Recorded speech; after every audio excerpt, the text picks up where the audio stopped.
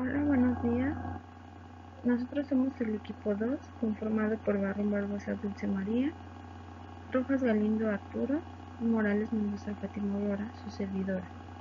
El día de hoy vamos a exponer los temas de trastornos cardiovasculares agudos. El síndrome isquémico agudo va a abarcar entidades diferentes. El primero es la angina inestable, la cual va a ser definida por un síndrome clínico producido por insuficiencia coronaria que se va a diferenciar del infarto por la ausencia de una elevación enzimática. Esta puede clasificarse en 4 clases. La primera es de acuerdo a su clase funcional, que es la clase 1, angina con esfuerzos muy superiores a los habituales, la cual no la causa la actividad cotidiana como caminar o subir escaleras. La clase 2, con limitación leve de la actividad habitual, aparece caminando o subiendo escaleras rápidamente, con frío, después de comer, cuando hay viento o estrés emocional, o aparece pocas horas después de despertar. La clase 3 es la angina que limita marcadamente la actividad cotidiana, como caminar de 100 a 200 metros en llano o subir un piso de escalera a un ritmo habitual. Y la clase 4 es la imposibilidad para realizar ningún esfuerzo sin angina. Esta puede aparecer inclusive en reposo. También se clasifica de acuerdo al tiempo en el que se presenta, como en una circunstancia extracardíaca, puede ser también en ausencia de alguna condición extracardíaca, o dentro de las semanas posteriores a ya haber presentado un infarto agudo de miocardio.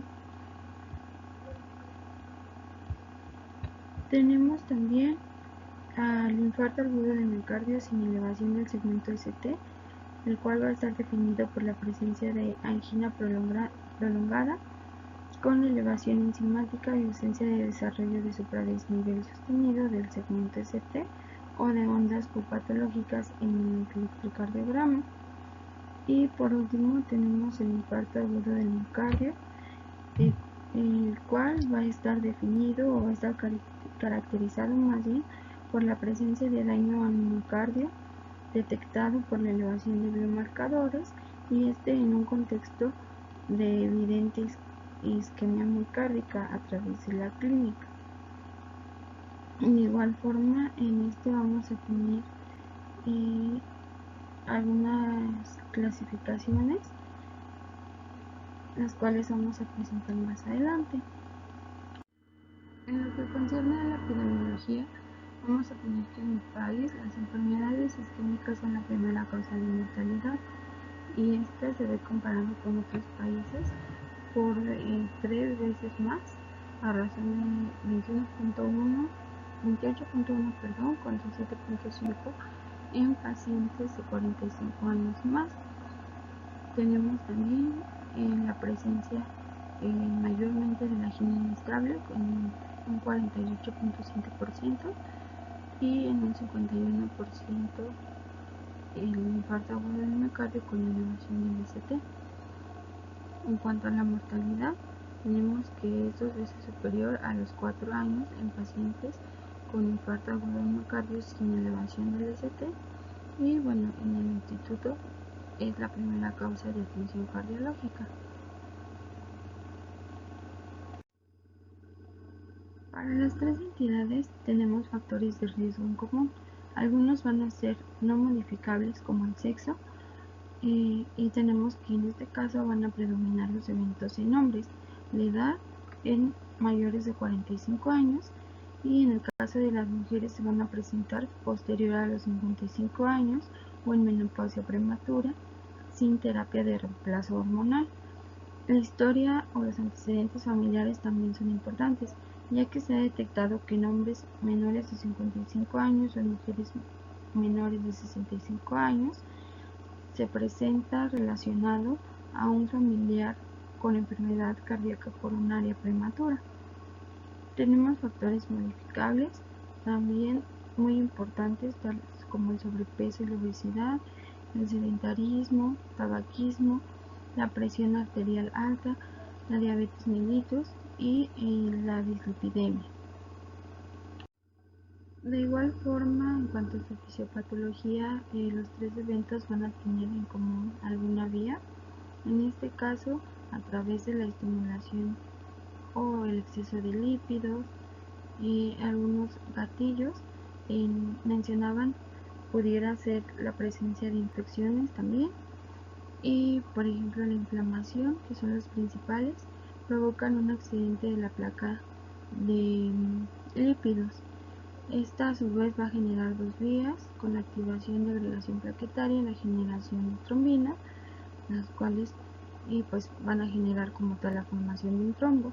Si el trombo es suboclusivo, vamos a tener la presencia de la angina inestable o el infarto agudo del miocardio sin elevación del segmento ST. Si el trombo es oclusivo total, vamos a tener la presencia de infarto agudo del miocardio con elevación del segmento ST. En cuanto al cuadro clínico, los síntomas van a ser muy parecidos en las tres entidades, sin embargo, hay que hacer énfasis en que respecto a la clasificación que dimos ya de la angina, estos pueden ser episodios que se van a presentar en cualquier momento de forma intermitente y pues sin un patrón en específico. Y en cuanto al infarto agudo del miocardio con elevación del segmento ST, por lo regular los síntomas se presentan en la mañana, ya que es a esta hora del día cuando fisiológicamente se tiene una mayor actividad para formar trombos, ¿verdad? Y una menor actividad fibrinolítica.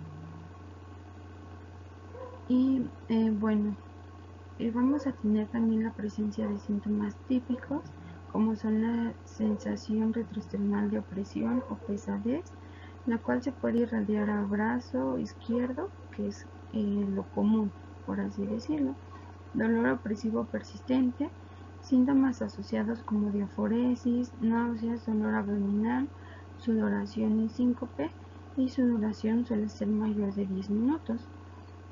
También vamos a tener síntomas atípicos o llamados equivalentes anginosos, los cuales por lo general se van a observar en población geriátrica, en mujeres, en pacientes con diabetes o con enfermedad renal crónica o algún tipo de demencia. Estos van a ser dolor en epigastrio o sensación de indigestión, la cual no va a estar asociada a la ingesta de alimentos, dolor punzante o pleurítico, disnea, una ausencia de dolor precordial y síncope o palpitaciones. También tenemos que de acuerdo al sexo van a presentar especificaciones. Por ejemplo, en las mujeres, como ya lo mencionamos, los síntomas se van a presentar más tardíamente, en una edad entre 50 y 60 años. Y sus patologías asociadas van a ser la diabetes, la dislipidemia y la hipertensión como primera sospecha. En cuanto a los hombres, la edad de presentación va a ser entre los 40 y los 50 años y las patologías o los desencadenantes asociados van a ser las toxicomanías, en este caso el consumo de tabaquismo y el alcohol. En cuanto al diagnóstico y en general atención a estos pacientes, todo aquel que llegue con sospecha de un síndrome coronario no deben de pasar más de 10 minutos para que se le tome un electrocardiograma de manera inicial. Y en cuanto a la angina inestable y el infarto agudo del miocardio sin elevación del ST, los hallazgos que vamos a encontrar es el descenso del segmento ST acompañado de la negativización de la onda T en las derivaciones que pues obviamente van a hacer referencia a la región del corazón afectada. Y una característica muy importante de la angina y del infarto sin elevación del ST es que los cambios en el electrocardiograma suelen normalizarse después de que el paciente deja de tener el dolor o también posterior a la administración de nitroglicerina. Como ya lo mencionamos, para la toma del electrocardiograma no deben de pasar más de 10 minutos idealmente. Y en cuanto al infarto agudo al miocardio con elevación del ST, vamos a encontrar de primera instancia elevación del segmento ST precisamente, la cual nos va a dar pues el diagnóstico diferencial. Y bueno, esta va a tener una evolución de según de un electrocardiograma normal hasta las 24 horas más o menos, que se van a ver más marcados estos cambios en las caras afectadas. Inclusive nos mencionan que de primera instancia podemos encontrar una inversión de la onda T. Sin embargo, bueno, en general todos estos procesos van a ser como contiguos. Primero se va a presentar una angina, la cual puede evolucionar en un infarto sin elevación del ST y culminar en un infarto con elevación del segmento ST. En esta imagen podemos ver un infarto agudo de miocardio inferior y bueno, lo relacionamos con la imagen de la arteria coronaria derecha en este caso. Y bueno, vemos que las derivaciones afectadas van a ser de 2, de 3 y AVF principalmente. En este otro ejemplo igual asociamos la arteria ocluida, en este caso la descendente anterior izquierda, con pues la elevación del segmento ST, principalmente B2, B3, B4 y un poquito hasta B5. En cuanto a los parámetros de laboratorio, los que debemos indicar son las enzimas cardíacas, las cuales las más específicas van a ser la troponina I. Y bueno, de acuerdo a cada tipo de enzima vamos a tener diferente inicio, diferente pico, diferente descenso. Y por lo regular en la angina y en el infarto sin elevación del segmento ST, pues solemos no encontrar elevación o encontramos una elevación mínima, la cual pues obviamente con el transcurso de los días se va a regresar a valores basales. Sin embargo, si se tiene una alta sospecha, se recomienda tomar al ingreso a las 3 y a las 6 horas. Y también puede darse el caso en que no haya alteraciones electrocardiográficas y las alteraciones en cuanto a las enzimas sean mínimas o nulas, y en este caso debemos considerar dentro de las primeras 72 horas realizar algún estudio no invasivo inductor de isquemia, tales como la prueba de esfuerzo, el ecocardiograma de estrés o la resonancia magnética cardíaca en caso de que contemos con ello. Algunos otros estudios a considerar dentro de la primera atención va a ser el ecocardiograma, el cual pues es una herramienta útil para identificar anormalidades sugestivas de isquemia miocárdica o necrosis, para evaluar la función ventricular y global, determinar diagnósticos diferenciales como disección aórtica, cardiomiopatía, estenosis valvulares, y en pacientes con inestabilidad hemodinámica, ya que ayuda a estimar de una manera no invasiva la presión capilar pulmonar, presión arterial pulmonar y el volumen sistólico. También se puede considerar la angiografía coronaria. Bueno, y una vez que tenemos identificada a nuestra paciente, ¿cuáles van a ser los objetivos del tratamiento? Reducir la ansiedad y el dolor anginoso de primera instancia, obviamente prevenir la muerte y limitar el daño del infarto o de la angina, y reducir la incidencia de complicaciones. Esto a través de la disminución de la demanda miocárdica de oxígeno o bien aumentando el aporte del mismo. Bueno, lo anterior se va a lograr realizando acciones de primera ocasión en cuanto detectemos a nuestro paciente, y esto lo podemos memorizar a través de las iniciales MONA, las cuales van a significar la aplicación de morfina, una ámpula de 9 mililitros de solución fisiológica, a pasar 3 mililitros cada 5 a 10 minutos con una dosis máxima de 3 miligramos sobre kilogramo. La O de oxígeno a 4 litros por minuto inicialmente, N de nitroglicerina sublingual 0.4 miligramos cada 5 minutos, y si persiste el dolor, máximo 3 tabletas. y la A de ácido acetilsalicílico de 160 a 325 miligramos. En caso de no contar con ello, podemos utilizar clopidogrel en una dosis de 75 miligramos y posteriormente se puede dejar la misma dosis diaria. Se va a otorgar tratamiento antiisquémico, antiagregante plaquetario y tratamiento anticoagulante. En cuanto al tratamiento antiisquémico, tenemos la administración de oxígeno en pacientes que se detecte saturación arterial menor al 90% o si el paciente tiene insuficiencia respiratoria. El uso de nitratos en este caso se va a recomendar intravenoso, ya que se verificó que son más eficaces que los nitratos sublinguales. No se debe administrar nitratos a pacientes que recientemente hayan tomado una dosis de sildenafil, bernadafilo en las últimas 24 horas o tadalafilo. Algo importante también va a ser el uso de betabloqueadores, ya que estos van a inhibir competitivamente los efectos miocárdicos de las catecolaminas y por lo tanto van a reducir el consumo de oxígeno y disminuir la frecuencia cardíaca, subir la presión arterial y en general la contractilidad miocárdica. En cuanto al tratamiento antiagregante plaquetario, el uso de ácido acetilsalicílico ya lo dijimos que va a ser de inyección. En caso de no contar con ellos, se puede utilizar clopidogrel, prasugrel, ticagrelor o cangrelor, pero generalmente con el que contamos es el clopidogrel, la cual pues ya mencionamos la dosis.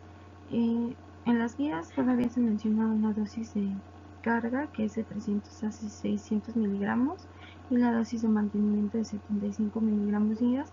Sin embargo, pues en algunas literaturas hay discrepancia, ya que se menciona que esta dosis de carga ya no se utiliza y solamente nos quedamos con los 75 miligramos días. De igual forma, el uso de inhibidores de la glicoproteína 2B3A intravenosos van a ser útiles, ya que bloquean la agregación plaquetaria y esto lo hacen al inhibir la unión del fibrinógeno a la forma activa del receptor de la glicoproteína 2B3A, y en esto podemos utilizar la eptifibatida, idofibán o apiximab.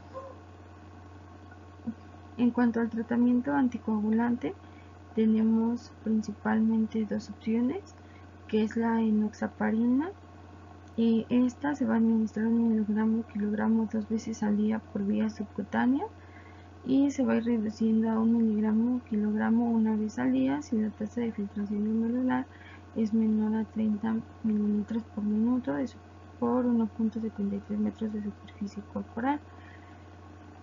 También tenemos el uso de heparina no fraccionada, el cual pues va a tener controversia en cuanto a su uso. Sin embargo, se recomienda su administración IV ajustada al peso. Puede ser con un bolo inicial de 60 a 70 unidades internacionales por kilogramo hasta un máximo de 5.000 unidades, seguido de infusión de 12 a 15 unidades por hora hasta un máximo de 1.000 unidades hora, y obviamente requiere de monitorización estrecha. También se han demostrado, se han ido ensayando el uso de rivaroxaban en una dosis de 2.5 miligramos 2 veces al día durante un año, y en este se comprobó que redujo de manera significativa la tasa de mortalidad asociada a causa cardiovascular. Referido al tratamiento a largo plazo, se debe considerar el uso de estatinas de alta densidad y buscar la reducción del colesterol de LDL con un agente no estatina. De igual forma, se recomienda el uso de IECA, ARA2 o betabloqueadores. Esto acompañado de la reducción de los factores de riesgo modificables, es decir, por ejemplo, el tabaquismo, el alcoholismo, y de mejorar estilos de vida en cuanto a sedentarismo, obesidad, para tener una mayor protección a largo plazo. Respecto al infarto agudo del miocardio sin elevación del ST, vamos a tener la escala de riesgo TIMI para referirnos a la mortalidad e infarto a los 14 días de la presencia de este evento. Este va a considerar algunas variables, tales como la presencia de 3 factores de riesgo de los que ya hemos mencionado, 2 o más eventos de angina grave en 24 horas, el uso de ácido acetilsalicílico 7 días previos, antecedentes de enfermedad coronaria o estenosis mayor al 50%, la elevación de los marcadores cardíacos, cambios en el segmento ST y edad, que es a partir de 65 años o más, cada uno con valor de un punto. De acuerdo a al puntaje obtenido, lo vamos a clasificar en un riesgo bajo de 1 a 2 puntos, intermedio de 3 a 4 puntos y alto de 5 a 7 puntos. Mientras tanto, para los pacientes que tuvieron un infarto agudo al miocardio con elevación del segmento ST, tenemos la clasificación de Klippel-Kilbach. Esta va a ser una información pronóstica para la mortalidad y se puede aplicar a los 30 y a los 6 meses de haber sufrido este evento. Ella va a abarcar la presencia o ausencia de hallazgos físicos que sugieran una disfunción ventricular y se va a diferenciar en 4 clases. La primera es en la cual no presenta estertores pulmonares y no hay presencia de un tercer ruido. Esta tiene una mortalidad del 5%. La clase 2 tiene la presencia de estertores hasta la mitad o menos de los campos pulmonares y o presencia de tercer ruido cardíaco con una mortalidad del 10%. La tercera es la presencia de estertores en más de la mitad de los campos pulmonares y frecuentemente hay edema pulmonar. Se asocia a una mortalidad del 40%. Y por último, la clase 4 va a haber un estado de choque cardiogénico con una mortalidad de hasta el 90%. De igual forma, la guía nos presenta algoritmos para el manejo de estos pacientes. En el caso de un diagnóstico de síndrome coronario agudo, cuando el paciente presenta dolor torácico, se tiene que realizar la historia clínica. Básicamente es todo lo que ya hemos venido revisando. Para buscar factores de riesgo y de síntomas típicos o atípicos. Si se sospecha de un síndrome coronario, tenemos que solicitar un electrocardiograma, de preferencia dentro de los primeros 10 minutos, y biomarcadores disponibles en el momento. Y si no, pues tenemos que buscar obviamente otro diagnóstico diferencial. En cuanto a los electrocardiogramas, estos pueden ser seriados en caso de que no se llegaran a presentar grandes diferencias al inicio y el paciente siguiera asintomático. Si hay elevación del segmento ST, pues lo consideramos un infarto agudo con elevación del segmento ST, y si no, pues una angina inestable, a estratificar el riesgo. Para la estratificación del riesgo tenemos que detectar a los pacientes con infarto agudo al miocardio sin elevación del ST, y lo realizamos a través de las escalas, principalmente TIMI, que fue la que revisamos, así como brindar tratamiento isquémico óptimo. Ya vimos a base de oxígeno, nitratos, beta bloqueadores, antiagregantes y anticoagulantes. Si es un riesgo bajo que no cumpla ningún criterio de riesgo intermedio alto, se puede realizar una prueba inductora de isquemia, y si no tiene isquemia significativa, podemos dar un tratamiento conservador. Si tiene una isquemia significativa, lo tenemos que referir para la realización de una angiografía coronaria percutánea de manera electiva. Cuando se tiene un riesgo intermedio o alto, generalmente en el riesgo intermedio vamos a encontrar a pacientes con diabetes mellitus, insuficiencia renal, la creatinina menor de 60 mililitros por minuto, una REI menor de 40%, con insuficiencia cardíaca congestiva, angina postinfarto, algún evento coronario previo o que ya tengan cirugías de revascularización. En este se recomienda la realización de angiografía coronaria percutánea en menos de las 72 horas de haber presentado el evento. Si es un riesgo alto, generalmente vamos a encontrar a pacientes con infartos agudos al miocardio sin elevación del ECT, sin embargo que tienen cambios dinámicos y ondas en el electrocardiograma. Y para ello se va a solicitar una angiografía coronaria percutánea precoz, de preferencia en menos de 24 horas de iniciado el evento. Y para los pacientes con riesgo muy alto, ya los vamos a encontrar con inestabilidad hemodinámica, en estado de choque cardiogénico, va a haber dolor torácico recurrente, arritmias, complicaciones del infarto o cambios dinámicos del segmento de CT, en especial una elevación intermitente. En este caso vamos a solicitar una angiografía coronaria percutánea inmediata, es decir, de preferencia en menos de 2 horas iniciado el evento. Y bueno, todo lo que ya vimos idealmente debe de ser tratado pues en un segundo, tercer nivel inclusive. Saliéndonos un poquito de ello, en cuanto nosotros detectemos de primera instancia o en primer contacto a pacientes con alguno de estos síntomas, pues van a ser considerados criterios de referencia. Puede ser la sensación rotacional de presión o pesadez con irradiación a brazo izquierdo, que en general son los síntomas típicos, dolor opresivo persistente, síntomas asociados como disnea, náuseas, dolor abdominal, sudoración y síncope, y de duración de más de 10 minutos, o con síntomas atípicos, dolor en epigastrio, indigestión asociada a la ingesta de alimentos, dolor punzante o pleurítico, disnea sin dolor precordial, síncope o palpitaciones. Es muy importante que nosotros detectemos estos pacientes durante la consulta para poder que sean referidos a tiempo. Ya vemos que pues se tiene que actuar de manera inmediata. Nos dicen que debemos actuar o tomar un electrocardiograma en los primeros 10 minutos. Hay veces que no contamos con ello en el consultorio o en las UMF. Por eso es que pues debemos de hacer una adecuada anamnesis, una adecuada exploración física para poder pues referir a los pacientes de manera lo más oportuna que se pueda y que sean tratados de una forma adecuada y obviamente para que tengan un mejor pronóstico. De igual manera, su servidora les va a presentar el tema crisis hipertensiva. Esta se va a definir como una elevación aguda de la presión arterial por arriba de 180-110 milímetros de mercurio o una tensión arterial diastólica por arriba de 115 milímetros de mercurio. A su vez, las crisis hipertensivas van a abarcar lo que es la urgencia hipertensiva, la cual se va a caracterizar por ser una elevación de la presión arterial en ausencia de lesión aguda de algún órgano diana, es decir, cerebro, corazón y riñón principalmente.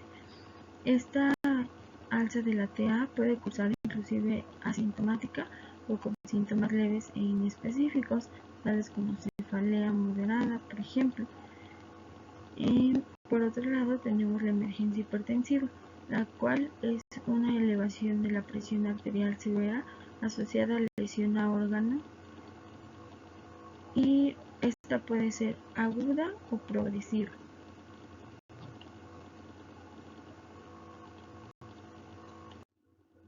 En cuanto a la epidemiología, tenemos que las crisis hipertensivas representan alrededor de 7.100.000 muertes al año, lo que es por lo que representa un 31% en aumento comparado con años anteriores. Y bueno, en general vamos a ver que entre el 1 y 2% de los pacientes con hipertensión van a desarrollar algún tipo de crisis hipertensiva. Generalmente, en su mayoría, la urgencia hipertensiva con un 76% y en segundo lugar la emergencia hipertensiva en un 24%. Respecto a los factores de riesgo, vamos a tener el sexo masculino, la edad mayor a 65 años, factores también modificables como la obesidad, el sedentarismo, el tabaquismo principalmente, la dislipidemia y sobre todo pacientes hipertensos con un mal apego al tratamiento. En cuanto a su fisiopatología, tenemos que las crisis hipertensivas, como ya lo mencionamos, son una elevación repentina de la presión arterial y esto va a ser secundario al aumento de las resistencias periféricas, lo que trae como consecuencia a su vez la liberación de sustancias expresoras tales como la angiotensina 2, la noradrenalina y la hormona antidiurética.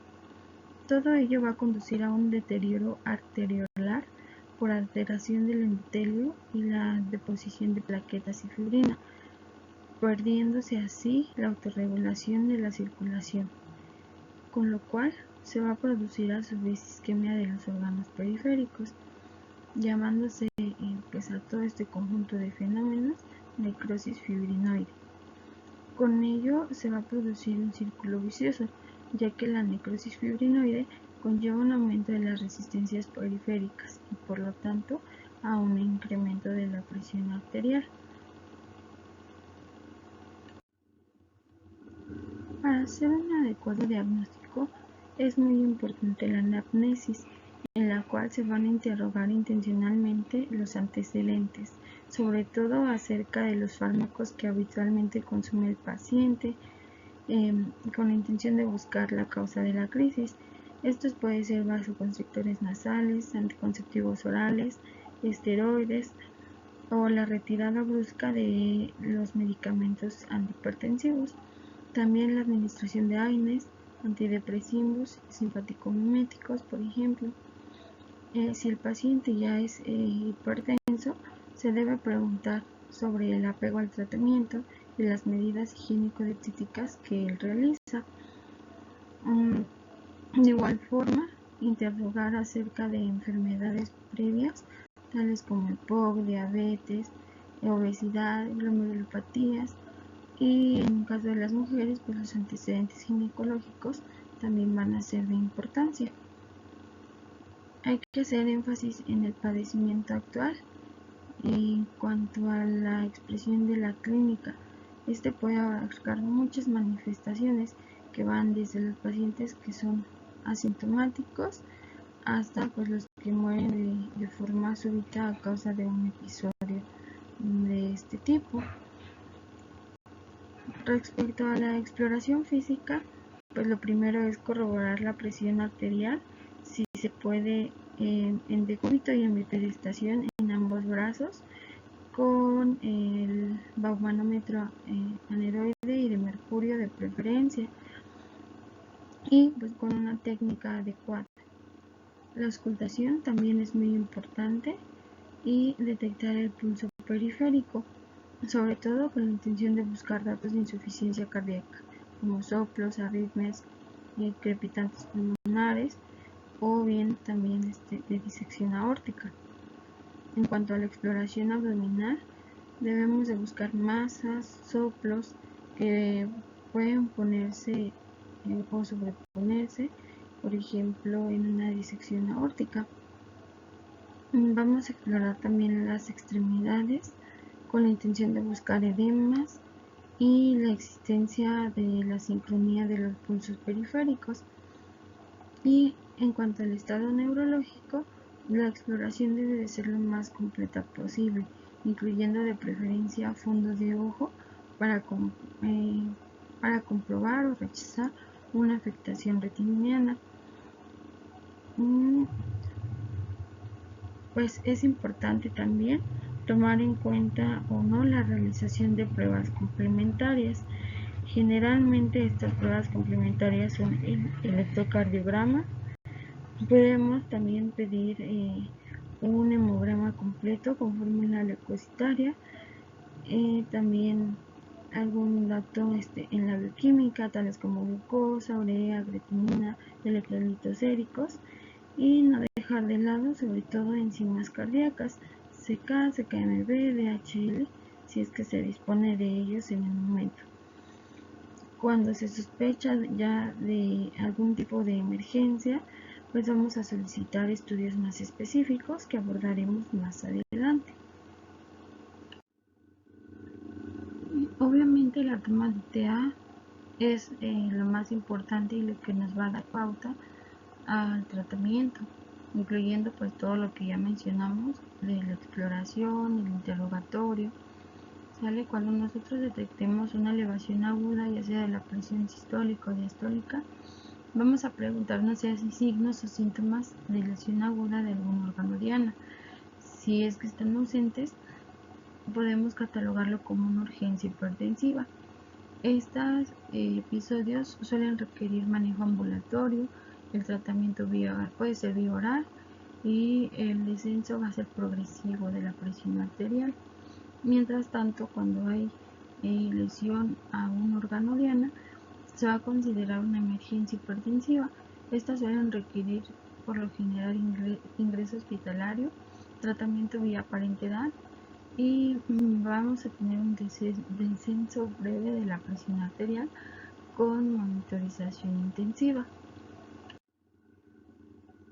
Hablando del tratamiento farmacológico en una urgencia hipertensiva, el uso del nifedipino se encuentra en duda, ya que no en todos los pacientes provoca la misma respuesta. En unos puede tener un descenso brusco de la presión arterial, por lo tanto se requiere una monitorización más estrecha. Nos marcan como objetivo la disminución de 20 milímetros de mercurio de la presión arterial sistólica o 10 de la presión arterial diastólica a las 2 horas de iniciado el tratamiento, y este puede ser a base de Captopril, un comprimido sublingual cada 30 minutos y se puede repetir 2 veces más. Furosemide y Bembolo 20 miligramos se puede repetir en otra ocasión, y el labetalol vía oral de 200 a 400 miligramos cada 2 a 3 horas, o bien puede ser Bembolo lento a dosis de 20 miligramos o en infusión continua sin sobrepasar los 300 miligramos. En cuanto a la guía de práctica clínica, nos marca también el uso de amlodipino, perindopril o labetalol también. En caso de que haya incumplimiento al tratamiento o detectemos al interrogatorio, tenemos que intensificar la dosis o restituir los medicamentos. Y esto porque ya vimos que el manejo en este tipo de pacientes va a ser ambulatorio y que generalmente se va a deber el episodio a un mal apego al tratamiento. Respecto a la emergencia hipertensiva, en casos como disección aórtica, preeclampsia grave, eclampsia o feocromocitoma, se va a buscar más bien una disminución rápida de la presión arterial sistólica por debajo de los 140 milímetros de mercurio en la primera hora de tratamiento. Siendo más específicos, en el caso de disección aórtica, se va a buscar una disminución de la presión arterial sistólica por debajo de 120 milímetros de mercurio y de la frecuencia cardíaca por debajo de 60 latidos por minuto en un periodo de 20 minutos. Y esto puede ser utilizando esmolol o labetalol más nitroprusato de sodio o nitroglicerina. En cuanto al edema agudo de pulmón, el medicamento de elección es furosemide en bolo o en infusión. Puede ser como segunda opción nitroprusato de sodio o nitroglicerina. Mientras que la encefalopatía hipertensiva, el objetivo es disminuir de manera inmediata la tensión arterial media de un 20 a 25% a través del uso de labetalol o nitroprusato de sodio. Continuando con el evento vascular cerebral isquémico, en el cual se va a preferir el uso de labetalol o nicardipino asociado a nitroprusato de sodio. En caso de hemorragia intracerebral, labetalol o nicardipino. Hipertensión maligna, de igual forma tenemos el labetalol o el uso de nitroprusato de sodio, y en un evento coronario se va a buscar una tensión arterial sistólica menor de 140 milímetros de mercurio a través del uso de metoprolol contra carvedilol, o también el uso de furosemide contra nitrato de isosorbide.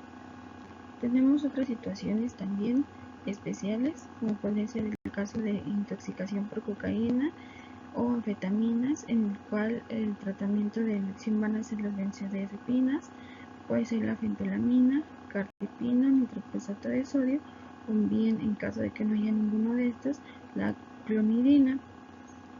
Y por último, en pacientes con hipertensión perioperatoria, se va a buscar que lo ideal es que tengan una tensión arterial si detectamos una tensión arterial por arriba de 160-90 o una tensión arterial sistólica mayor del 20% de la basal, debemos administrar clevidipino, esmolol o nicardipino, Y si de plano vemos que la tensión sigue alta, en cifras mayores de 180 de tensión arterial sistólica, 110 de tensión arterial diastólica, lo ideal es diferir la cirugía. Y bueno, en el caso de qué estudios específicos vamos a pedir en las emergencias hipertensivas, tenemos que en la disección aórtica se va a solicitar angiotomografía de tórax y o abdomen o un ecocardiograma. En esta se va a tener como meta la disminución inmediata de la presión arterial sistólica menor a 120 milímetros de mercurio con una frecuencia cardíaca menor de 80 latidos por minuto. En el caso de un EBC isquémico que no sea candidato a tratamiento trombolítico, se puede solicitar de igual forma una tomografía axial computarizada de cráneo y el objetivo va a ser disminuir la tensión arterial media en un 15% las primeras 24 horas y en la primera hora. En cuanto al EBC isquémico que sí es candidato a tratamiento trombolítico, nos va a servir la tomografía axial computarizada de cráneo y el objetivo va a ser disminuir una TEA menor de 185-110 milímetros de mercurio. Cuando tenemos hemorragia cerebral, lo ideal es pedir una tomografía axial computarizada de cráneo y el objetivo es disminuir una tensión arterial sistólica a menos de 220 milímetros de mercurio. Y por último, en el caso de un síndrome coronario agudo, lo ideal es solicitar enzimas cardíacas, radiografía de tórax, electrocardiograma y disminuir la tensión arterial sistólica de forma inmediata a menos de 140 milímetros de mercurio. Buenas tardes, nosotros somos el equipo número 2 y ahora les hablaremos acerca de la insuficiencia cardíaca. La combinación del envejecimiento de la población y la mejoría de la supervivencia después de un infarto agudo al miocardio han dado lugar a un crecimiento de pacientes con insuficiencia cardíaca crónica y un aumento en el número concomitante de hospitalizaciones por insuficiencia cardíaca descompensada. La cardiopatía isquémica es la etiología de la insuficiencia cardíaca aguda en el 60 al 70% de los pacientes. En pacientes jóvenes, la causa más común es una miocardiopatía dilatada, una arritmia y alguna enfermedad valvular congénita o miocarditis. Dentro de los factores que nos van a exacerbar una insuficiencia cardíaca o van a hacer que se presente una insuficiencia cardíaca aguda, existe la miocardiopatía, los síndromes coronarios agudos con elevación o sin elevación del segmento ST, crisis hipertensiva, arritmia aguda, insuficiencia valvular, miocardiopatía postparto, algunos factores no cardiovasculares que incluyen la obesidad, la insuficiencia renal, la presencia de septicemia, crisis de tirotoxicosis. La insuficiencia cardíaca aguda es un síndrome clínico que cursa con un gasto cardíaco reducido, hipoperfusión tisular, aumento de la presión capilar pulmonar y congestión periférica. El mecanismo subyacente puede ser cardíaco o extracardíaco y puede ser transitorio reversible con resolución del síndrome agudo o puede inducir un daño permanente que conduzca a una insuficiencia cardíaca crónica. La disfunción cardíaca puede estar relacionada con una disfunción miocárdica sistólica o diastólica, fundamentalmente inducida por isquemia o infección, una disfunción valvular aguda, un tamponamiento pericárdico, anomalías en el ritmo cardíaco o un desajuste de la precarga y la poscarga. Hay múltiples enfermedades extracardíacas que pueden producir insuficiencia cardíaca aguda al modificar las condiciones de la carga cardíaca, como por ejemplo aumento de la poscarga debido a una hipertensión sistémica o pulmonar o una embolia pulmonar masiva, el aumento de la precarga debido a un incremento de la ingesta de líquidos o a una reducción de la excreción por insuficiencia renal o endocrinopatía, un gasto elevado por infección, tirotoxicosis, anemia o enfermedad graves. La insuficiencia cardíaca puede estar complicada por la coexistencia de una enfermedad grave de otros órganos. También puede incluir un fallo multiorgánico que puede ser letal. El denominador común final del síndrome de insuficiencia cardíaca aguda es una incapacidad crítica del miocardio para mantener un gasto cardíaco suficiente para satisfacer las demandas de la circulación periférica. Con independencia de la causa subyacente, en la insuficiencia cardíaca aguda se activa un círculo vicioso. que si no se trata adecuadamente conduce al desarrollo de una insuficiencia cardíaca crónica y la muerte. El diagnóstico de la insuficiencia cardíaca se basa en los síntomas y en los hallazgos clínicos y se apoya en técnicas complementarias como el electrocardiograma, la radiografía de tórax, los biomarcadores y la ecografía Doppler. El paciente debe ser clasificado de acuerdo con los criterios descritos previamente y como disfunción sistólica o diastólica, según las características de la insuficiencia cardíaca izquierda o derecha, anterógrada o retrógrada. Vamos a tener sospecha de insuficiencia cardíaca aguda, vamos a valorar los signos y síntomas, preguntaremos si existe una enfermedad cardíaca adyacente, realizamos un electrocardiograma, los marcadores y radiografía de tórax son normales, se deberá considerar otro diagnóstico. Son anormales, deberemos evaluar la función cardíaca por ecocardiografía y otras técnicas de imagen. Si es normal, considerar otro diagnóstico. Si es anormal, será una insuficiencia cardíaca. Se deberá evaluar con ecocardiograma. Se deberán realizar pruebas seleccionadas como angiografía, monitorización hemodinámica, para valorar si requiere cateterismo, el tipo y la gravedad. Dentro de los síntomas de la insuficiencia cardíaca vamos a tener dificultad para respirar, tos seca y sibilancias, fatiga, pérdida del apetito, hinchazón o aumento de peso, nicturia, mareos y confusión y presencia de palpitaciones.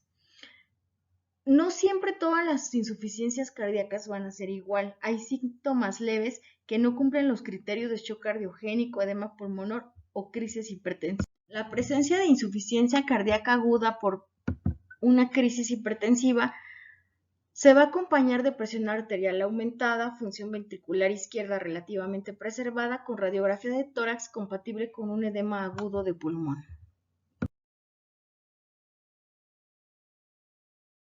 Cuando es debida a un shock cardiogénico, va a haber evidencia de hipoperfusión tisular inducida por insuficiencia cardíaca. Después de la corrección de la precarga, va a haber reducción de la presión arterial sistólica menor a 90 milímetros de mercurio o descenso de la presión arterial media menor a 30 milímetros de mercurio, con presencia de una diuresis menor al 0.5 mililitros por kilogramo hora.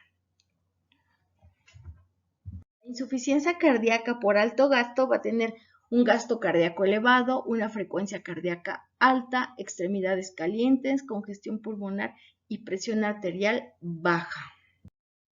Existe un tipo de insuficiencia cardíaca izquierda en la que va a haber acumulación de líquido en dirección proximal con respecto al ventrículo afectado, congestión pulmonar, disnea, ortopnea o insuficiencia aórtica. Y la insuficiencia cardíaca derecha va a estar caracterizada por hipertensión pulmonar primaria, edema, hepatomegalia congestiva, distensión venosa sistémica. En resumen, tenemos que vamos a tener varios tipos de insuficiencia cardíaca. La que va a ser derecha, que es retrógrada, la congestiva, que va a estar caracterizada por la presencia de edema pulmonar, la izquierda, que es anterógrada, la diastólica por alto gasto, por bajo gasto o la sistólica. Respecto a la disfunción sistólica, es la incapacidad ventricular de aumentar el gasto cardíaco al no poder aumentar el ventrículo. Va a haber un bajo gasto, debilidad, fatiga, disminución de la tolerancia al ejercicio. Cuando hablamos de la función diastólica, va a haber una incapacidad ventricular de mantener un llenado adecuado. Por lo tanto, vamos a tener una fracción de eyección menor al 50% y es más común en mujeres, junto con la resistencia al llenado, disminución de la relajación, fibrosis o infiltración. La clasificación de la New York Heart Association nos habla de 4 tipos de insuficiencia cardíaca. La clase 1 va a estar caracterizada por la actividad física acostumbrada, no va a provocar síntomas de fatiga, palpitaciones, disnea o angor. La clase 2 va a estar la actividad física acostumbrada y va a provocar síntomas. La clase 3, la actividad física menor que la acostumbrada va a provocar los síntomas. Y la clase 4, esta va a ser precedida incluso en reposo. La clasificación de Kijib fue diseñada para proporcionar una estimación clínica de la gravedad del trastorno miocárdico en el tratamiento del infarto agudo al miocardio. La fase 1 no hay insuficiencia cardíaca, no hay signos de descompensación cardíaca. La fase 2, insuficiencia cardíaca. Los criterios diagnósticos incluyen estertores crepitantes, galope por tercer ruido e hipertensión venosa pulmonar, congestión pulmonar con estertores húmedos en la mitad inferior de los campos pulmonares. La fase 3 es una insuficiencia cardíaca grave. Hay edema pulmonar franco con estertores en la totalidad de ambos campos pulmonares. Y la fase 4 ya existe un shock cardiogénico. Los signos incluyen hipotensión, presión arterial sistólica menor a 90 y evidencia de vasoconstricción periférica como oliguria, cianosis y diaforesis. La clasificación de Keeler-Kimball nos habla acerca de la estadificación de la insuficiencia cardíaca, pero en pacientes con infarto agudo al miocardio, y tiene un valor pronóstico muy importante. En la clase 1 no va a haber presencia de falla cardíaca, no hay signos de congestión pulmonar o venosa y no hay alteraciones a nivel del segmento S3. La mortalidad es del 5%.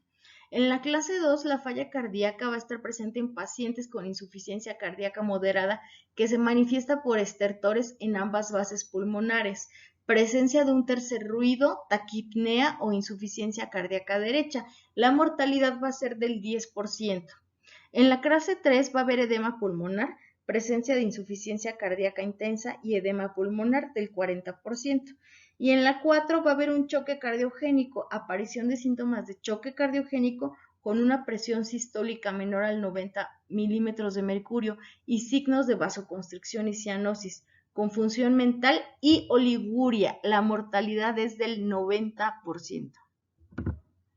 La clasificación de Forrester para la insuficiencia cardíaca aguda también fue desarrollada en pacientes con infarto agudo del miocardio y describe 4 grupos de acuerdo al estadio clínico y hemodinámico. Los pacientes se clasifican clínicamente basándose en la hipoperfusión periférica, pulso filiforme, sudación fría, cianosis periférica, hipotensión, taquicardia, confusión y oliguria, y la congestión pulmonar, estertores en la radiografía de tórax anormal, y hemodinámicamente basándose en un índice cardíaco deprimido y una elevación de la presión capilar pulmonar. El artículo original definió la estrategia terapéutica de acuerdo al estadio clínico y hemodinámico. La mortalidad fue del 2.2 en el grupo 1, del 10.1 en el grupo 2, del 22.4 en el grupo 3 y del 55.5 en el grupo 4. De forma que vamos a tener diferentes estadios clínicos. Normal, no va a haber presencia de síntomas, el paciente podrá realizar su actividad física normal. En la disfunción grado 5 o asintomática no hay síntomas, el ejercicio es normal. La insuficiencia cardíaca compensada no hay síntomas, disminuye con el ejercicio. La insuficiencia cardíaca descompensada hay presencia de síntomas, disminuye con el ejercicio y la función ventricular va a estar alterada. Y en la insuficiencia cardíaca refractaria con síntomas no controlados con tratamiento. Signos y síntomas más características de esta patología van a ser disnea, disnea en esfuerzo, ortopnea, disnea paroxística nocturna, ritmo de galope, presencia de crépitos pulmonares o sibilancias y la presencia de edema. Cuando estamos hablando acerca de una insuficiencia cardíaca de bajo gasto, va a haber fatiga fácil, náuseas o anorexia, pérdida de peso inexplicada, trastornos de la concentración o de la memoria, alteraciones del sueño, desnutrición, tolerancia disminuida al ejercicio, pérdida de masa muscular o debilidad, oliguria durante el día con nicturia. En el examen físico vamos a encontrar ingurgitación yugular, signo de Kussmaul, ondas gigantes en el punzo yugular, flujo abdomino-yugular y hepatomegalia. Presencia de pulsos carotidios en casos de estenosis aórtica, cardiomiopatía hipertrófica, presencia de soplos, disminución de los pulsos periféricos, pulso alternante que implica un bajo gasto cardíaco y difusión sistólica severa. Como guía de tratamiento, pues vamos a tener que existe terapia farmacológica y no farmacológica. Dentro de la no farmacológica vamos a tener una dieta hiposódica, evitar el alcohol, regular la actividad física. Y dentro de la farmacoterapia, diuréticos, IECA y beta bloqueadores. Los IECA no son tolerados. Considerar beta bloqueantes en la angiotensina, hidralazina y dinitrato de isosorbida. Si los síntomas persisten, se deberá agregar un diurético como espironolactona. Respecto a la retención del fluido persistente, considerar la combinación de un diurético oral con un diurético de asa, tiazida o metazoline, digoxina, o considerar diuréticos intravenosos. Si no hay presencia de retención, considerar la presencia de digoxina, hidralazina y dinitrato de isosorbida.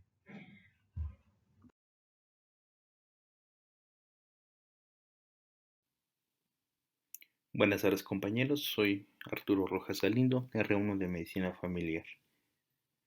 Vamos a ver lo que es el estado de choque.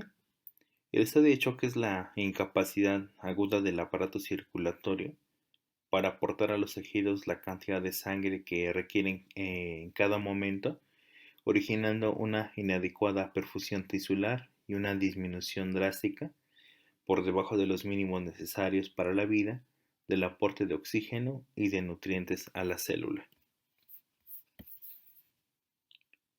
Existen diferentes tipos de choque.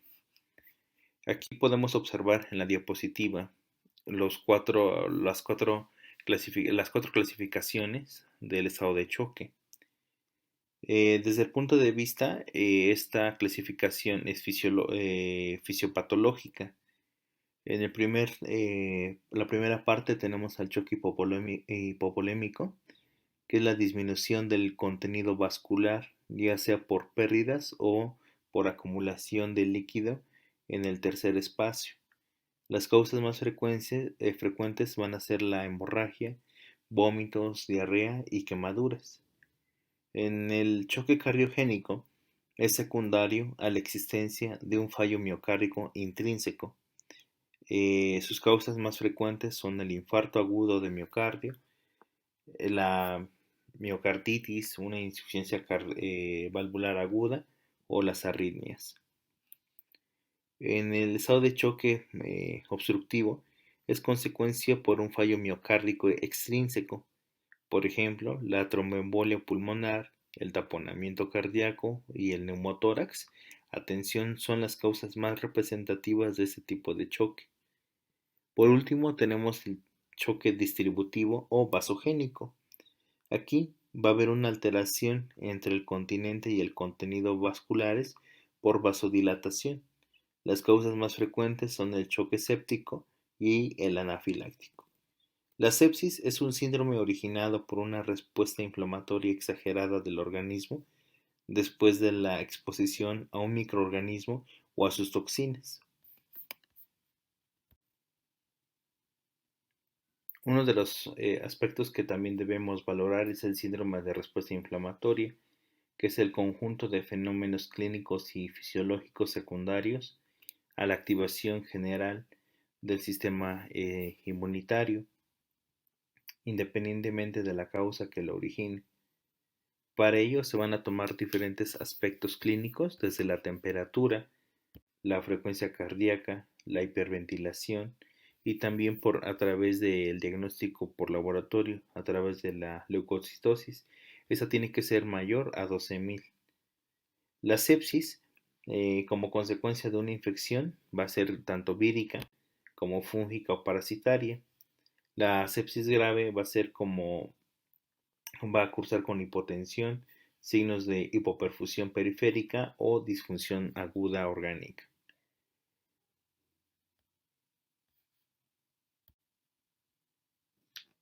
El 10% de los pacientes que son diagnosticados de un proceso infeccioso, de ellos del 5 al 10% van a originar un choque séptico. Si el 29% de las sepsis se transforman en graves y solamente el 9% va a cursar a un choque séptico. Un paciente en estado de shock va a presentar la enfermedad grave y va a caracterizarse por la palidez, la frialdad de piel, sudoración profusa. Habitualmente está con taquipnea, está quejumbroso. El pulso suele ser rápido y filiforme. Inicialmente la frecuencia cardíaca puede ser normal, sobre todo en pacientes en tratamiento con fármacos que están regulando la frecuencia cardíaca o ayudando a regular la hipoxemia que sea muy grave. La presión arterial puede ser normal y no desciende en el shock hipovolémico hasta que no se ha perdido el 30% del volumen. Durante el curso evolutivo del choque, se suceden una serie de hechos que indican la alteración hemodinámica del paciente.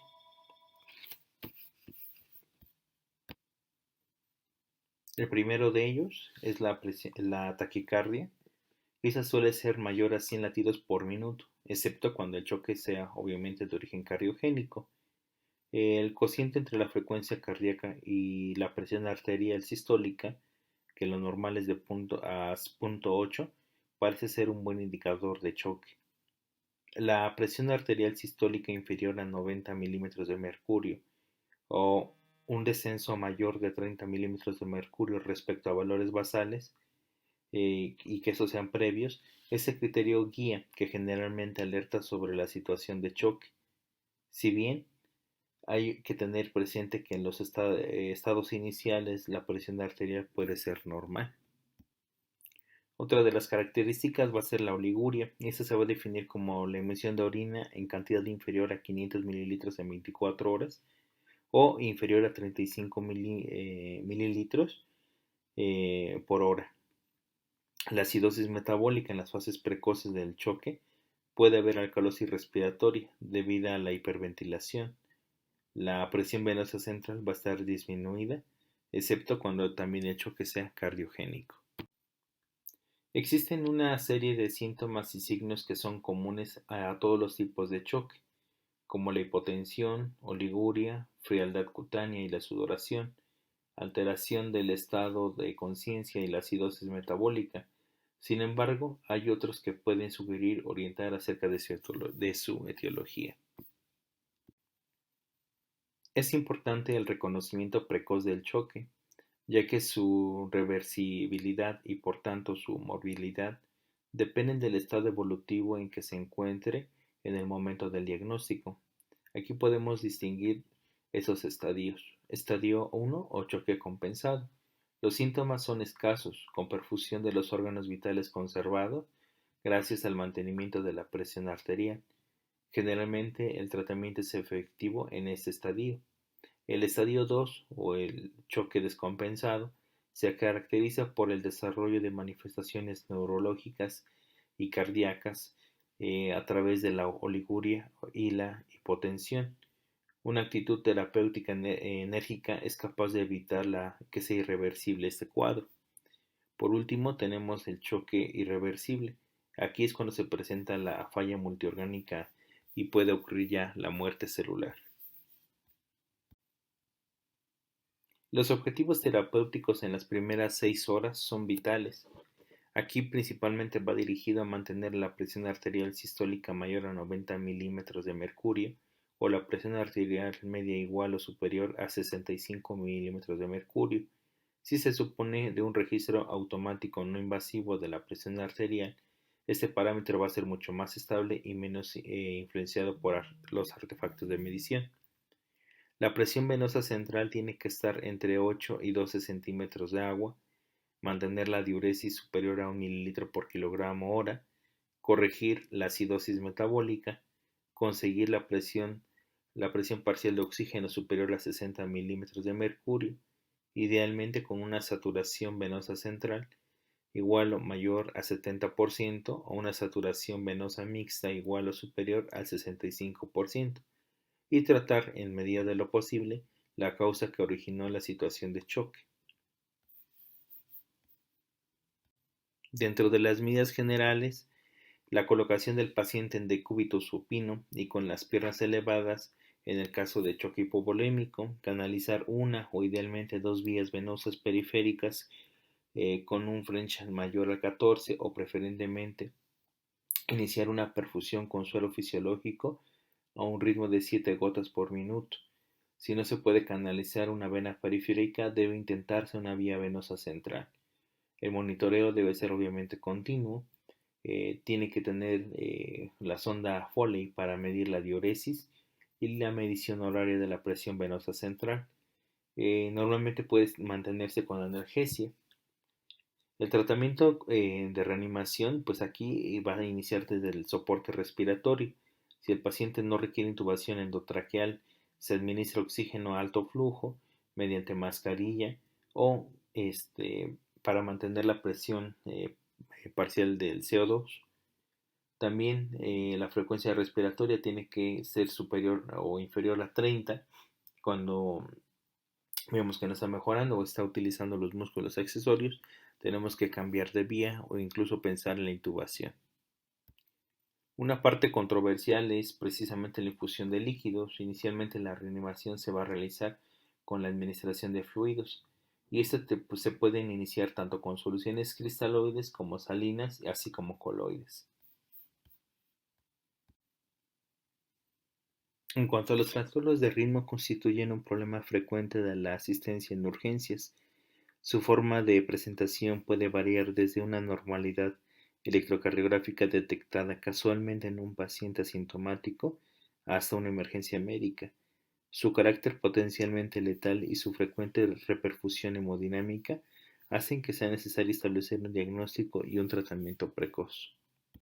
Siempre hay que tener presente que se trata a un paciente que padece una arritmia y no a una alteración electrocardiográfica aislada. Por ello, es importante o imprescindible, antes de adoptar una actitud terapéutica, realizar una valoración urgente del paciente con el fin de descartar la existencia de un paro cardiorrespiratorio o una inestabilidad hemodinámica y conocer si los síntomas son producidos por la arritmia o esa forma parte de una expresión clínica de otro proceso cardíaco o extracardíaco. En primer caso, es imprescindible tratar la arritmia, fundamentalmente controlando la respuesta ventricular, mientras que en el segundo caso, dicha situación no está indicada o no tiene una importancia como tal. En el manejo clínico de las arritmias no existen pautas rígidas de tratamiento ni esquemas inflexibles. Por ello, es conveniente adoptar los protocolos terapéuticos a cada situación y usarlos solo como guías de referencia. Existe una extensa lista de medicamentos antiarrítmicos y de procedimientos terapéuticos, algunos de ellos con importantes efectos adversos. Por tanto, es importante habituarse al manejo de un número reducido pero suficiente de fármacos, de los que pueden conocerse bien el mecanismo de acción, las dosis, las indicaciones, las contraindicaciones y los efectos secundarios. La arritmia es todo ritmo cardíaco distinto al ritmo sinusal normal, o dicho de otra forma, todo trastorno en la formación y conducción de los impulsos cardíacos. Sus principales causas van a ser lesiones del miocardio, alteraciones del medio interno, por ejemplo la hipoxemia, la acidosis, trastornos del potasio y calcio, cambios del tono del sistema vegetativo y la administración de determinados fármacos como los digitálicos o antiarrítmicos, antidepresivos tricíclicos, etc. La reperfusión hemodinámica que puede causar debido a la alteración de la frecuencia cardíaca es la taquicardia, que es el acortamiento de la diástole que origina una represión ventricular insuficiente, la bradicardia, volumen latido supranormal, pero con frecuencia baja. Clínicamente pueden originar palpitaciones, signos y síntomas de insuficiencia cardíaca. El diagnóstico se sospecha por la auscultación cardíaca y la palpitación del pulso y se va a confirmar mediante el electrocardiograma. Como habíamos comentado, la arritmia caracterizada por la irregularidad del ritmo natural del corazón y puede causar cambios importantes en la dinámica circulatoria hasta el estado de choque. Las bradicardias van a incluir un grupo de arritmias caracterizadas por tener la frecuencia ventricular inferior a 60 latidos por minuto La etiología más frecuente en urgencias es la interacción e intoxicación farmacológica, seguida por la cardiopatía isquémica. La repercusión clínica es variable en función de la forma de presentación y varía desde episodios asintomáticos hasta la parada cardiorrespiratoria. Los síntomas principalmente se desarrollan a través del dolor torácico, la disnea, alteraciones neurológicas, fatiga, mareo, incluso el síncope. Se traduce a través de la hipotensión, congestión pulmonar, insuficiencia cardíaca congestiva, trastornos ventriculares y estos suelen ser muy frecuentes. Las taquiarritmias incluyen un grupo de arritmias caracterizadas por tener la frecuencia ventricular superior a 100 latidos por minuto. Generalmente aparecen en forma de crisis, presentan una variable repercusión clínica, desde episodios asintomáticos hasta la parada cardiorrespiratoria, y esto va a conllevar en muchos casos a dificultades diagnósticas. Aunque es importante saber si la taquiarritmia es supraventricular o ventricular, en la práctica se considera que su origen es supraventricular si la duración del complejo QRS es inferior a 0.12 segundos, mostrándose a través de un QRS estrecho, y ventricular si es superior a 0.12 segundos o un QRS ancho.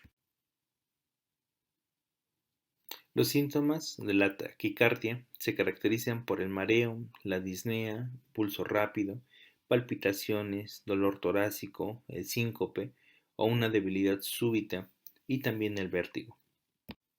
En cuanto a la fibrilación auricular, es la arritmia sostenida más frecuente. Su prevalencia se estima en el 0.4% de la población y se incrementa con la edad. Su prevalencia es menor del 1% en personas menores de 60 años y mayor del 6% en mayores de 80 años. La fibrilación auricular se origina por mecanismo de reentrada y son necesarios 6 o más focos para su generación y mantenimiento. La frecuencia ventricular de ambas arritmias auriculares depende de las propiedades electrofisiológicas de la unión aurículo-ventricular, que intentan frenar la mayor parte de los estímulos que le llegan. Esta modulación a través del tono vagal, que aumenta el frenado, y por el tono simpático, que lo disminuye, en ausencia de fármacos o condiciones en las que se limite la conducción auriculoventricular, esta suele ser superior a 100 latidos por minuto. En cuanto a la etiología, cuando es aguda surge en determinadas circunstancias, como la intoxicación etílica, una cirugía, electrocución, infarto agudo al miocardio, pericarditis, miocarditis, embolia pulmonar u otras neumopatías, hipertiroidismo, alteraciones metabólicas, y una vez tratadas desaparecen los síntomas y la recurrencia. Una vez detectada la primera crisis que se diagnostica a un paciente, puede haber aparecido otras que no se han documentado, y esas pueden evolucionar revirtiendo a un ritmo sinusal sin precisar tratamiento. La primera crisis de la fibrilación auricular, esa se puede denominar paroxística. Después de recibir tratamiento, ya sea farmacológico o eléctrica, ya se denomina fibrilación auricular persistente. En cuanto a la fibrilación ventricular, es una activación rápida y desorganizada de los ventrículos. Su pronóstico depende de que exista o no una cardiopatía estructural.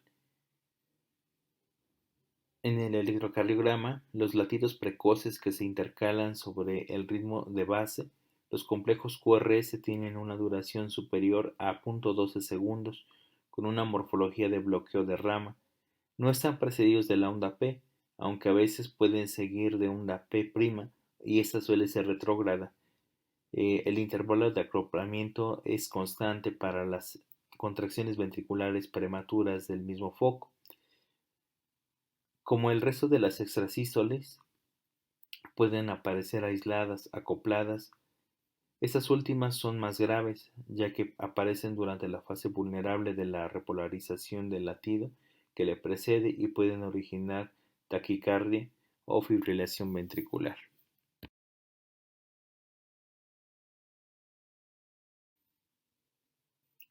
La enfermedad vascular cerebral se entiende como la aparición repentina de un déficit neurológico encefálico.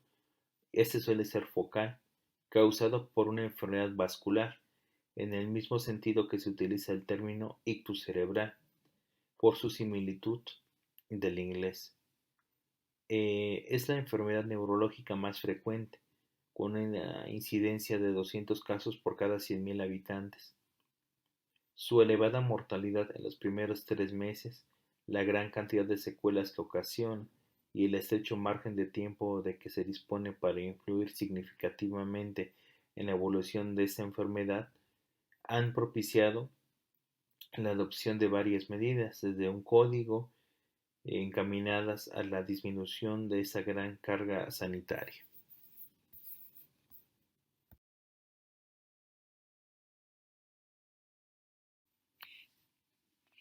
Según su naturaleza patológica, se puede dividir en isquémico y hemorrágico. El accidente cerebrovascular isquémico, según su perfil evolutivo, se clasifica como accidente isquémico transitorio. Es el déficit neurológico focal de origen vascular, con resolución completa en menos de 24 horas.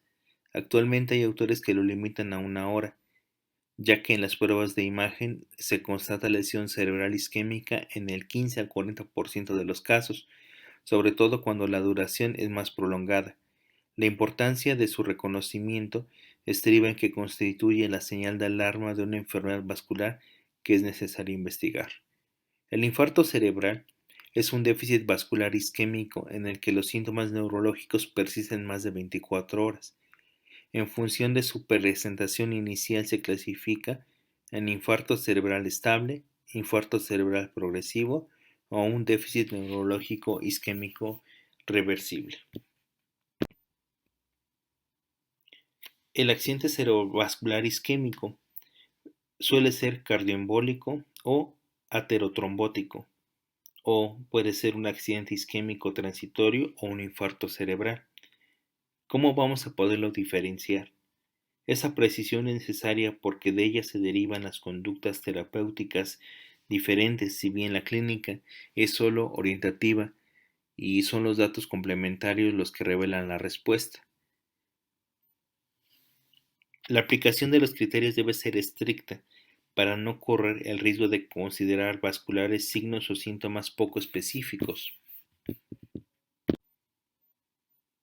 El examen neurológico en la tomografía en el paciente que tiene una enfermedad vascular es habitualmente muy rutinario.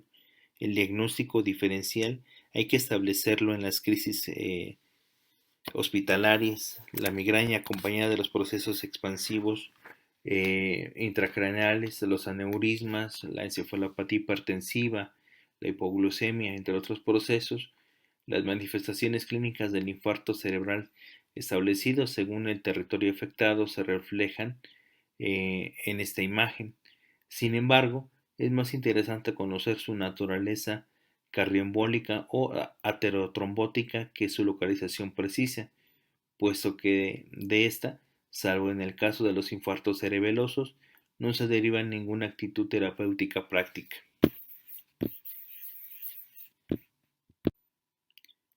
Clínicamente debe de sospecharse que es cardioembólico cuando es de inicio brusco, con un máximo déficit al principio, pacientes jóvenes con evidencia de embolia sistemática, coincidencia de síntomas cardíacos como las palpitaciones, dolor precordial, etc.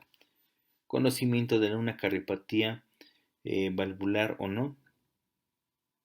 En la tomografía debe de sospecharse de infartos,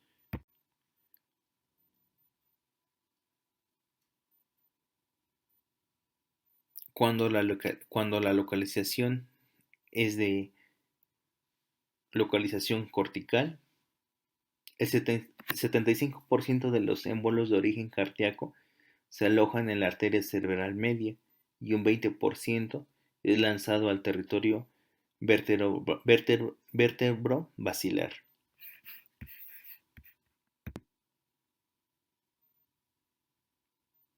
El infarto cerebeloso se manifiesta clínicamente por el vértigo, náuseas, vómito, el nistagmo, la ataxia estática y la dinámica.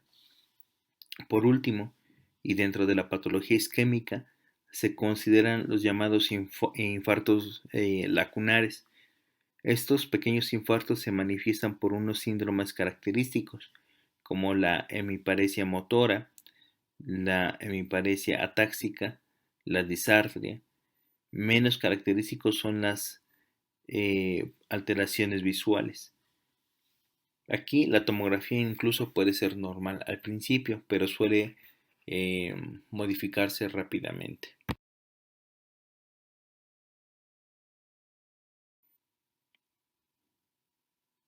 En cuanto al tratamiento,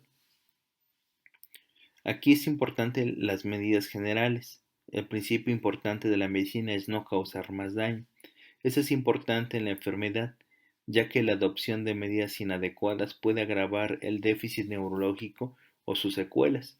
El reposo en cama con la cabecera levantada a 30 grados para evitar broncoaspiraciones, el oxígeno con una mascarilla si la saturación arterial es inferior al 94%, o en pacientes con déficit neurológico persistente se recomienda el monitoreo de la saturación de oxígeno durante 72 horas, la aspiración de secreciones, una dieta de ayuno absoluto, la canalización de una vía periférica.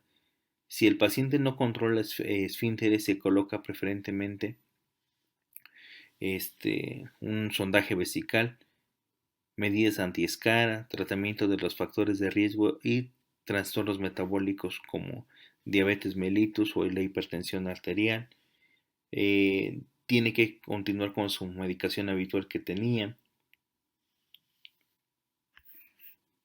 Un hallazgo muy común en la fase aguda de la enfermedad vascular es la hipertensión arterial, que aparece como reacción al ataque y se normaliza de forma espontánea en los días siguientes. Por ello, un descenso brusco puede ser desastroso para el paciente.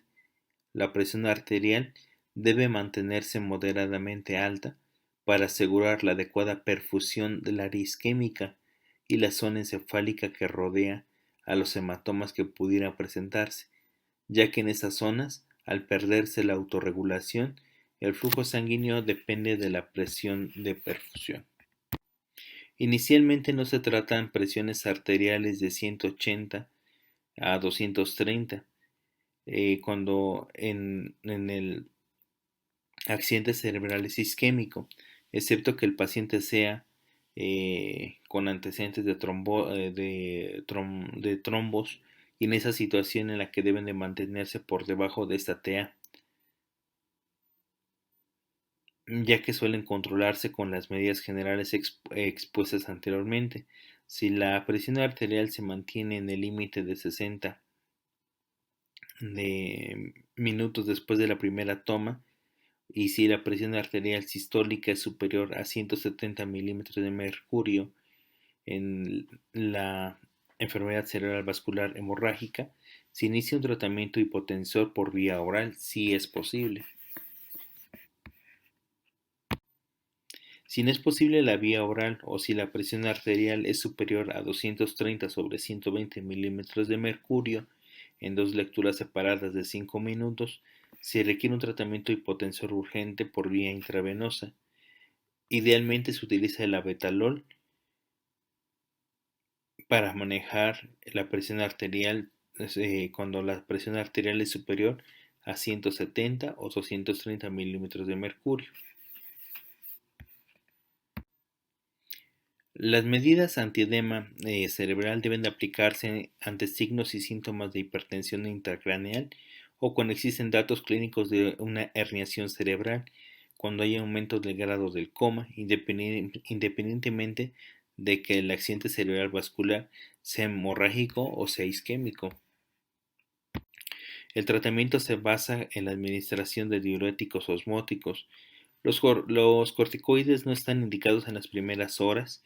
La hiperventilación mecánica, manteniendo una presión parcial de CO2 de 28 a 35 milímetros de mercurio, tiene un efecto rápido.